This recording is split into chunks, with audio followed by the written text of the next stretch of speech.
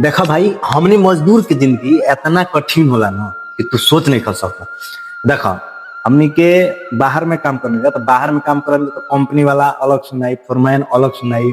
ओकरा बाद से सोचे नहीं जा कि चलो एजन गाड़ी सुनते हैं जा आ ताना सुनते हैं जा, चलो घर कर ली तनी सुकून से कुछ दिन रह जी। मगर ऐसा कबो होइए नहीं कर सकता। घरे जइब, घरे गइला के बाद सेम कहानी उहे रहेला भाई। घरे जइब 4 दिन 5 दिन बाबू भैया सब केहू कही कहाँ बड़ा हो काहे न खा ले तो ये भाषा से। आ जब 5-6 दिन रह जीवो तब सुनो असली कहानी वही जैसे चालू होला।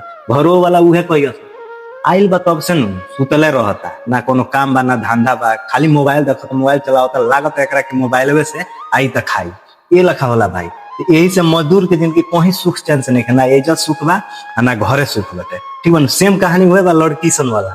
लड़की के लोग कहेला ना कि ससुरा में केतनो माने ताना बोली सुन लियो से सहा दे, मगर नैहर के ताना बोली भइल चाहे जौन चीज भइल लोग ना सह पावेला। उहे कहानी से हम के बाटे। हमनी के बेरा मांगे तो हमनी के बेरा ससुरा में मानी जा सोचा, नैहर में हमनी के जाम जा तो हमनी के जिंदगी ये बारी सेम लड़की सन खाना हमनी के जिंदगी बाटे। लड़की या सोचली सन कि हमनी के परेशानी में नहीं, मगर ना भाई तो हमनी के परेशानी में हमनी के बन जा दोनों जना के सेम कहानी बाटे। ठीक बा ना। आ तनी वीडियो में कमेंट कर दियो कि का सच्ची बात बा कि गलत बात बा। ठीक बा। मिला तनी फिर अगला वीडियो में। ठीक बा। वीडियो के शेयर और लाइक ठोक के जाइए। ठीक बा ना।